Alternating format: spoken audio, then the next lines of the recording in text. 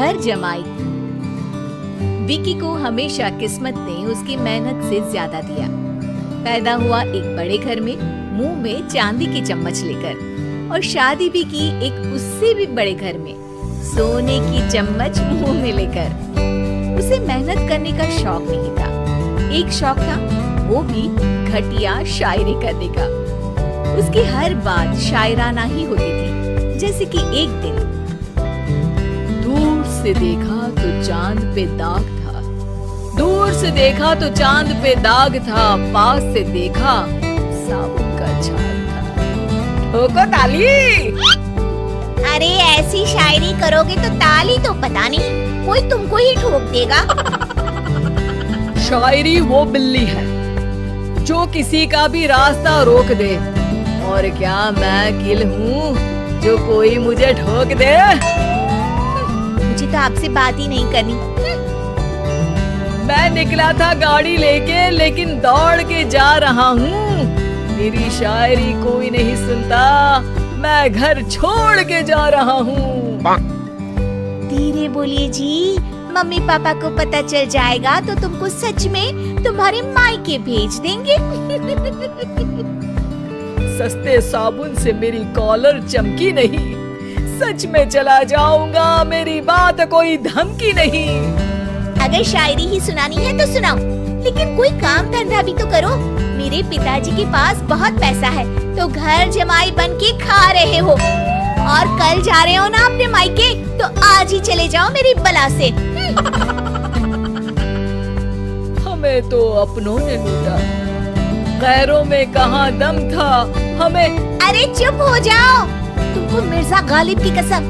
अरे जाना है तो जाओ, लेकिन पहले मेरे मम्मी पापा से मिलकर जाओ, वरना वो क्या सोचेंगे। लेकिन विकी अकेले ही अपनी कार लेकर अपने मायके यानी कि अपने खुद के घर पहुंच जाता है। अरे बेटा, तू अचानक, बहू कैसी है? अरे माँ, बहू तो बिल्कुल बदल गई है, मुर्गी हाथ से निकल गई है। अरे क्या हुआ बेटा? उसकी आती नहीं है, मेरी जाती नहीं है। मैं करता हूँ शायरी, उसे भाती नहीं है। मेरे पास उसका फोन आया था बेटा, सही कह रही है वो। तुमको काम करना चाहिए, तभी तो इज्जत मिलेगी। घर जमाई बनके सास ससुर के पैसों पर कब तक ऐश उड़ाते रहोगे? मेरी जिंदगी में हर तरफ से उंगली हो रही है, फोन पर मेरी चुगली हो रही है। अरे चुगली नहीं कर रही थी बहू, वो तेरा भला चाहती है बेटा। सूखे हुए कपड़े को भी गीला कह रहे हैं लोग, चुगली करने को मेरा भला कह रहे हैं लोग। ठोको ताली। ये सुन के माँ अपने हाथ से अपना सर पीट लेती है। अरे माँ, ताली की जगह माथा क्यों ठोक रही हो? बेटा तू ना आराम कर, तेरे पिताजी भी आने वाले हैं, खाना लगा देती हूँ। विकी अपने घर भी दिन भर टीवी देखता है, तरह तरह का खाना खाता है, दोपहर तक सोता है, चाय पीता है, वीडियो गेम खेलता है, बस काम करने नहीं जाता। घर में नौकर चाकर है तो बिस्तर से हिलने तक की जरूरत नहीं पड़ती।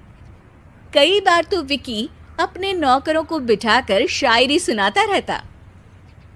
कब जाओगे बेटा? अरे कैसी बात कर रहे हैं डैडी, क्या आप मेरे फादर नहीं? आप मुझे भगाना चाहते हैं क्या? ये मेरा घर नहीं।